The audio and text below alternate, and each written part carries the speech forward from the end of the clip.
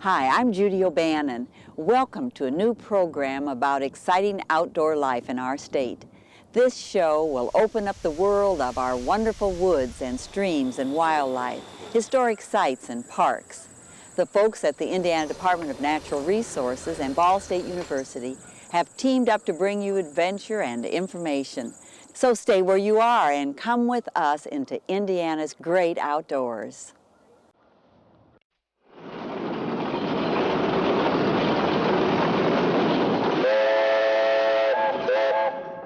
Wow, with a whistle like that, I can see why thrashers never missed a meal. Welcome to another episode of Indiana Outdoors.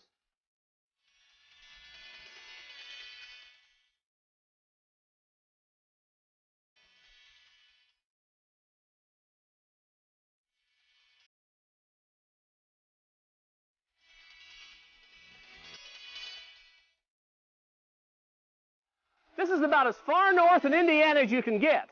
For today's show, we're near Fremont in Steuben County to see some old-time steam engines like the one behind me. Also on today's show, we'll visit the Red Wolf Sanctuary, a true bog, and the longest trail in Indiana. But first, we took our charter boat out on Lake Michigan, and we followed a private guide to fish along a creek. I can assure you, this is no fish story.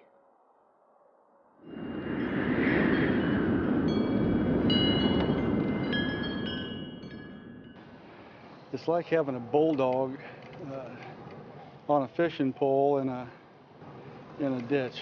It was quite an experience. Fish on! Fish on! I'm a-going to fishing 'cause everybody's fishing, and I'm a-going to fishing too. You bet your life that your loving wife might catch more fish than you. Any fish will bite if you got good bait, and here's a little something that I'd like to relate. When it's time to bite, Lord, the fish won't wait. I'm a-going to fishing 'cause everybody's fishing, and I'm a-going to fishing too. Right here in Indiana, we got the salmon, we got the steelhead, coho in the spring. Oh, they are the best eating fish you can get. About 18 inches, tastes like candy. We're out with Captain Ski today on Paradise Charters, and we're going after Chinook and coho, and we should get some. We're running 17 rods, beautiful day, beautiful boat. These guys love to have some fun. They know what they're doing, so should be pretty good. Well, for people who like to fish, like a little bluegill will fight for 20 seconds. Now imagine taking a bluegill and making it that big. A 20-pound bluegill. It's unbelievable. It's pure power. They're nothing but muscle. I don't think that many people actually realize how good of a fishery Lake Michigan can be and what kind of resources we have in this lake. But I think more people are starting to come around and turn on to a little bit more than what it has been. But it's really a jewel in the rough that people don't know about. When you're going on your charters, we had the time and experience out here. We know what's working. We supply all the equipment for everybody. You don't have to bring your own rods and reels or anything like that. We're totally supplied. Just like now, we're running 17 rods and reels. Everything matches. Everything's outfitted for what we're fishing for. And remember, when anybody ever asks you, where did you catch him, say, right here.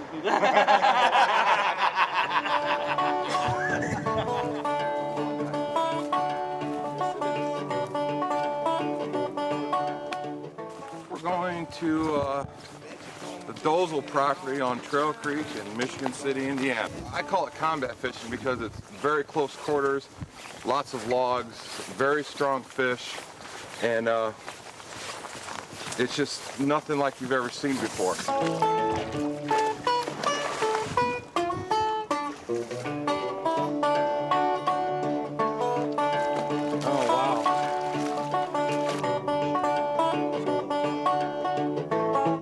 Fishing, especially for these guys. I bass fish. There's nothing wrong with bass, but you look at the difference in weight and the size and their ability to fight. There's no comparison to me.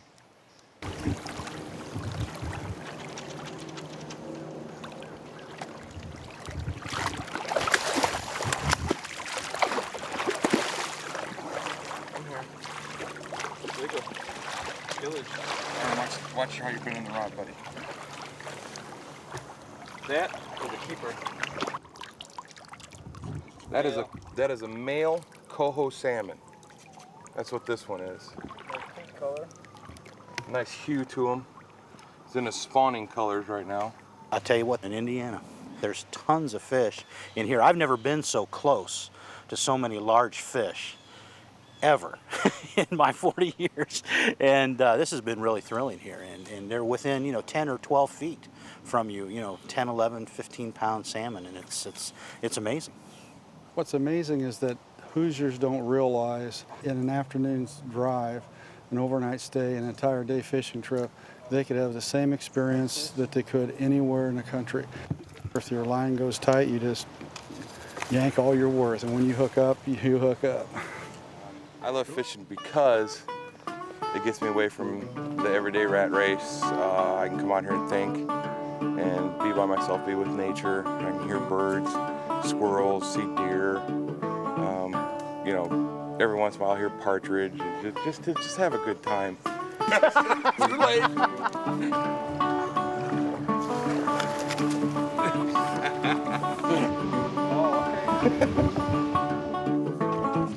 Wasn't a fish, was it? That was a whale.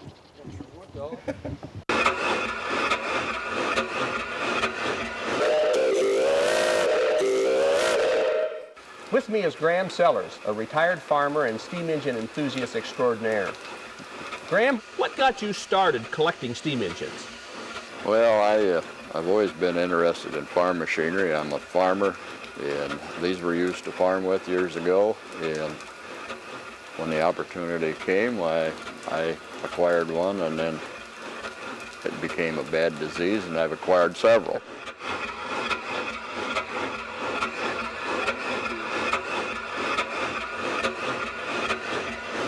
Let's talk a little bit about how a steam engine works. Well, first, you're going to have water.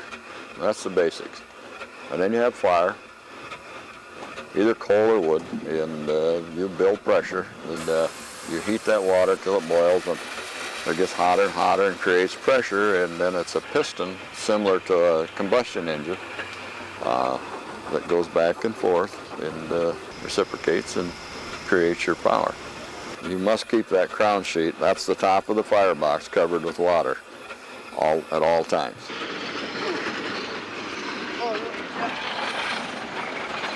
How maneuverable is a steam engine this size?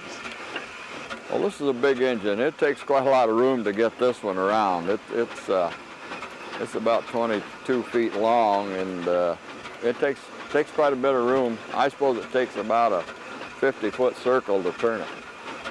Tell us something about the history of using steam engines in Indiana.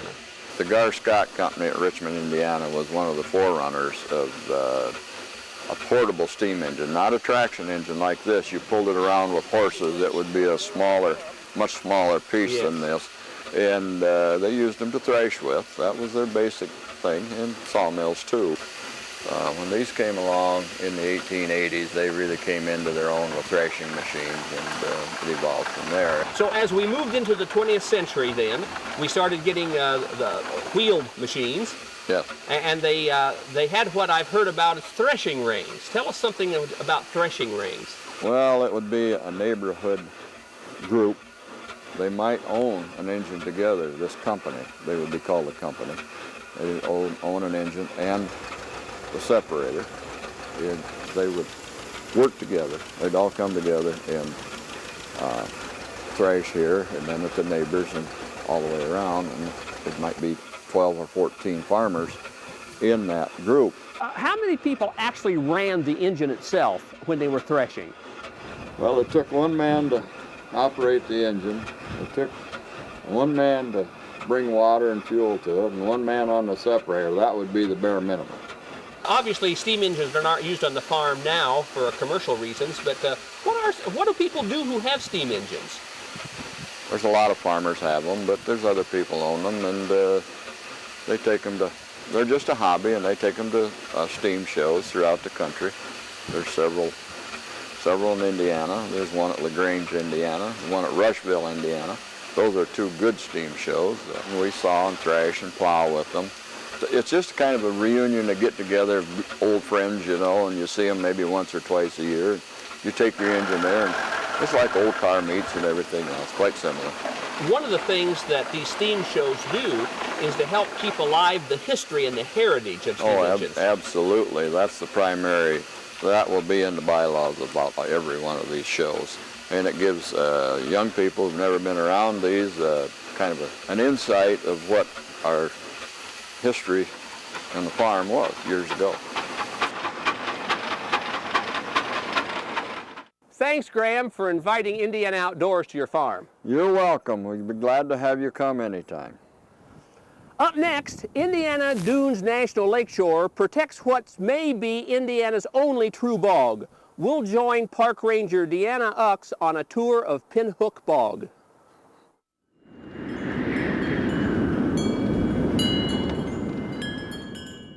The area we're in right now is the outskirts of the bog. It's called the moat, and the moat has different plants than what we're going to find once we get deeper into the bog.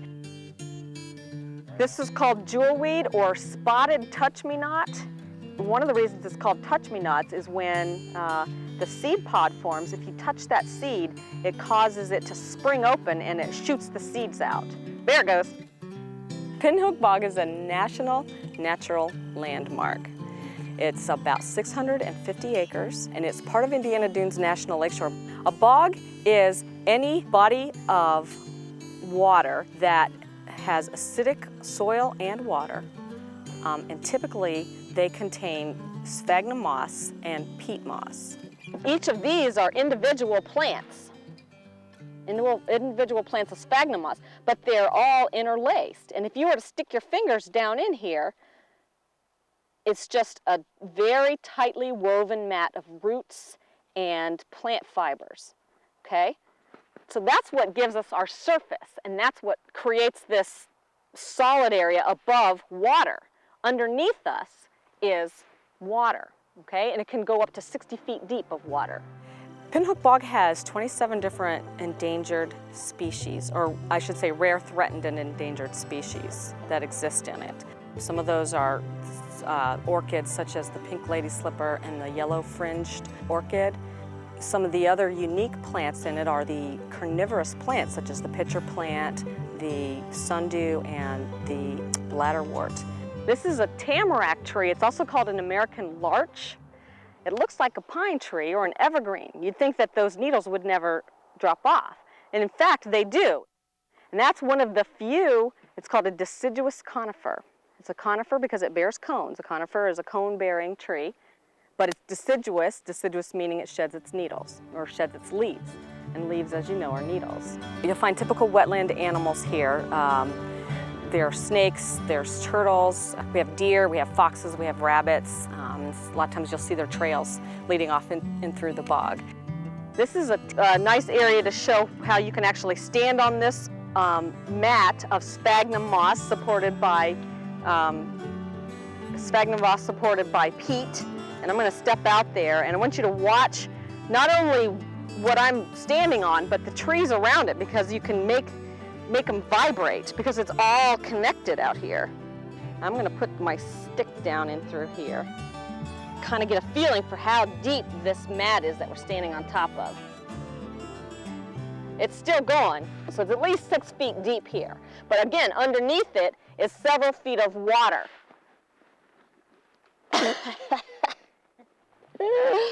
And the bog is going to take the stick.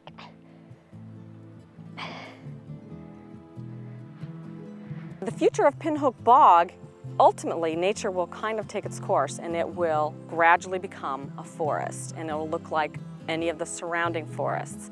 That's several hundred or even 1,000 years down the road. In between now and then, it kind of depends on what we choose to do with relics such as this. Right now it's protected. It's a national natural landmark. Whether or not we as a people determine in the future that this kind of a place is still of value, just as it is up to us and is up to future generations.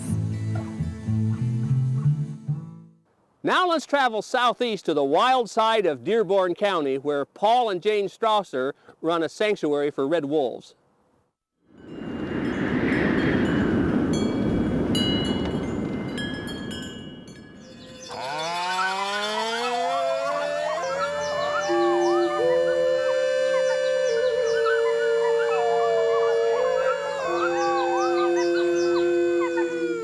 Earliest settlers thought that that was Satan's voice.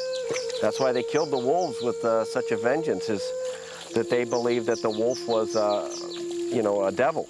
These guys have been killed and shot, tortured, poisoned in more ways than anything else.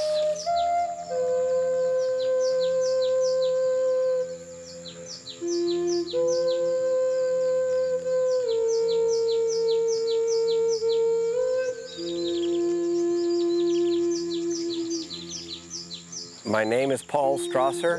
I'm a wildlife biologist and a science teacher, director of the Red Wolf Sanctuary. And my job here is to do anything that needs to be done. The reason I started working at this project was there was an animal called the red wolf, which was one of the rarest mammals in North America, that was indigenous to this region, that was not really the focal point of much interest. And nobody else was involved, or nobody was really interested in doing anything about it, so I decided to try to do it on my own. Hello, hello,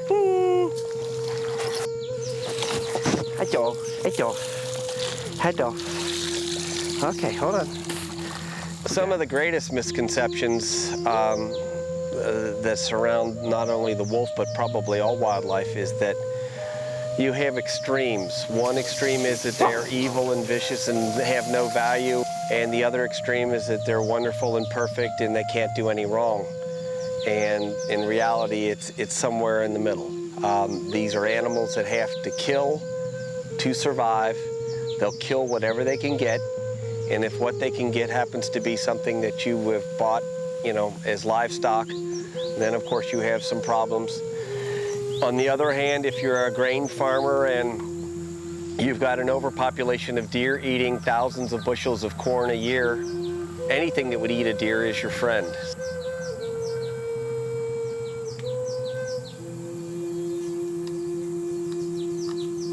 If I leave it, hold on a second, I got a slug of dirty water. Dr. Strasser started volunteering at this project when she was 18. She had been working at the Cincinnati Zoo and she left there. This provided an opportunity for her to work with animals, and she literally raised the first group of gray wolves that we had. Oh, I love the wolves. The first pack of gray wolves we had were closer to being, I don't know, part of me than any other animal or human has ever been, but that was a long time ago. But I love all the animals here. They're all wonderful. One of the key components in doing this, the major factor, and I learned this a long, long time ago, was it's not so much the individual animal that we have to focus on. What we have to do is focus for the next generation. I didn't see the one in the shadow. But he saw you. Why are you wearing that hat? What's that hat for? Camouflage? He's camouflaged. Did you see how well he blends into there? He's watching you. A fair amount of research has shown that if you don't get a kid before he's 10 years old, that if you don't educate a child and teach them the proper way to deal with things like nature and wildlife and resources, that by the time they're 10 years old, their concepts are already formed, and there's really very little hope in changing their minds. Before their eyes are open, they're pushing against each other to see who's going to be the alpha wolf. Okay? Now, you'll notice it'll be just between the one sex. Yeah. Well, now... These are the two females right here, right? Those are two females, Osage and Shenandoah. What we have to realize is that an ecosystem is a terribly complex thing that needs to be left alone. You will not allow a species to exist in Walmart's parking lot. They can't live on blacktop, they can't live in polluted water, they can't live in forests that have no trees. We have to preserve the habitat.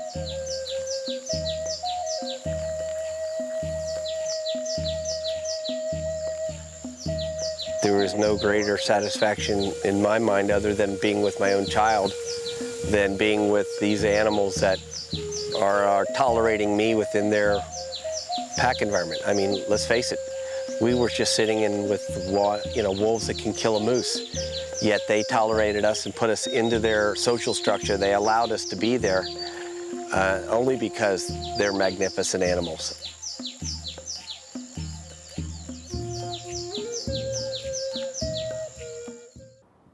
Whether you consider yourself an avid backpacker or just a day hiker, you're about to experience Indiana's longest footpath, the Knobstone Trail, located in southeastern Indiana.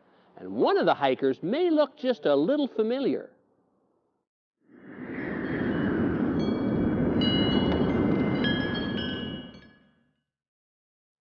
The Knobstone Trail is a very challenging trail. It's not for the light of heart. The Knobstone Trail is a rugged trail. It is not a flat, typical state park trail. It's uphill, downhill, not as many plateaus, pretty steep ravines. It's a rugged trail. Knobstone is a rugged trail.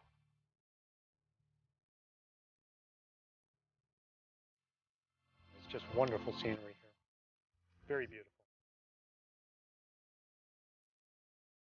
Getting to see the natural beauty that we get to see on a daily basis.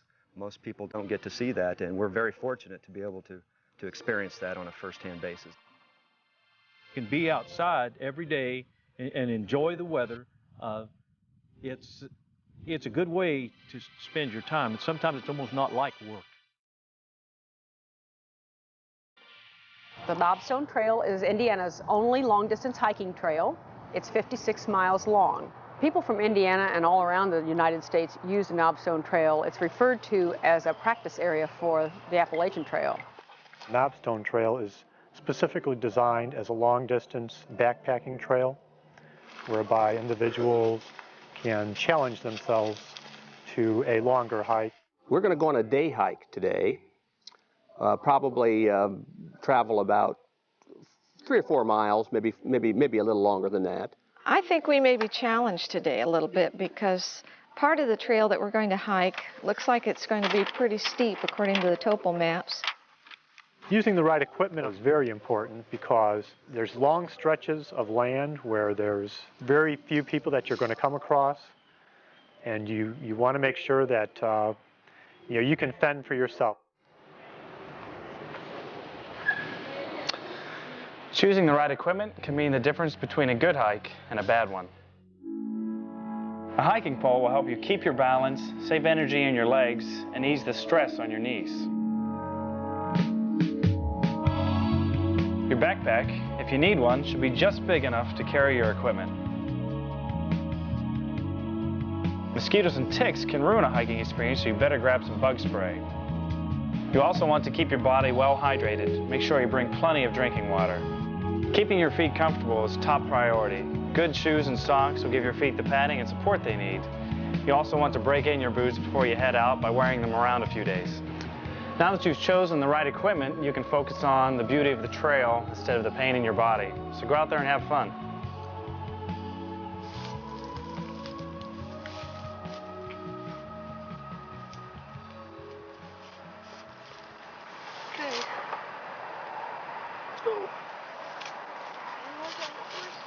Trail for me so far has been about what I expected and quite challenging. There's been some steep areas, as steep of areas that we hike on the Appalachian Trail and then out west in the Rocky Mountains. There's portions of this trail every bit as steep as that. And so it's been challenging. It's been a pleasant challenge, but I've enjoyed it so far very much. The scenery's been great. When we've been up on top of ridges and so on, been able to see beyond the trees a little bit. The trail so far has been just in excellent shape. The people who maintain this trail have done an excellent job. It is a very beautiful trail, and other hikers tell us that there's not a lot of trails around that compare to it because it in itself is so rugged and so beautiful. We like working together. It took us a while to get used to each other. Of course, it takes a while to get to know somebody, but I couldn't think of a better person to work with. Out here, you really have to like who you're working with, and it's just you and that other person. So the only thing that you can do is enjoy every best minute that you have. Our daily routine consists of hiking different segments of the Knobstone Trail. That may consist of cutting down a blowdown, which is basically a tree that's crossing the trail. This one looks like a possibility. Yeah, I would say the taller people with packs on, they're not going to be able to get under it. So right. Probably ought to go.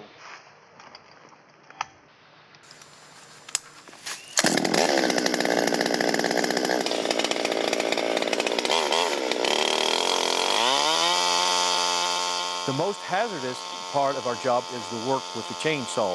Of course, we try to observe all the safety rules and use all the safety equipment, but you know, anything can happen when you're using a chainsaw.